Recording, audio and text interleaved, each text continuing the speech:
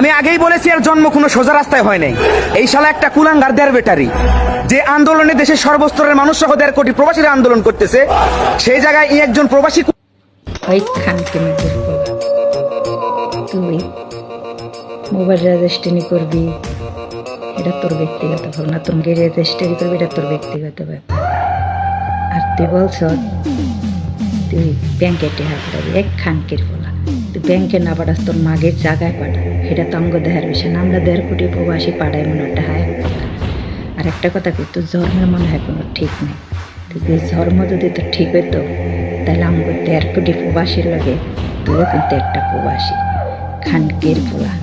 ঠিক আছে, তুই আমাকে বিরুদ্ধে কথা কে তুই হাত পারবি? তোর লোকেশন আর তোর মাগের লোকেশন, তোর 14 সিঁড়ির লোকেশন ঠাস ঠাস করে 1.5 কোটি প্রবাসী ফাটাইমু।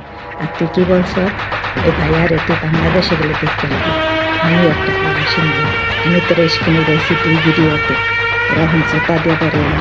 ওই যে জোতাটা দেখছ, ওই জোতা দিয়ে তুমি টাস টাস করে বলবো না প্রবাসী না। ভিডিওটা বেশি বেশি শেয়ার করবো খানকের পোলার কাছে। তুই পারলে আমার একটা কিছু করিস।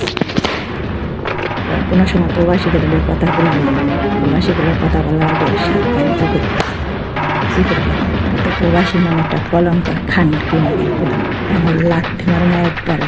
তুই বললি বিউ কামানোর লিখি আমরা রেস কিনেছিলি, তোর তো দেখলে ঘৃণা লাগে, ঘৃণা তুই তো এমনি তোর এমনি তো সবার ভিডিও নিয়ে ভাড়াল ভালো তুই না করিস। 5 মাস কম প্রবাসী ভিডিও নিয়ে তারপরে তোর মায়ের জায়গায় মোহর দিতে খুললে ভিডিওটা বেশি বেশি শেয়ার করবেন দর্শক।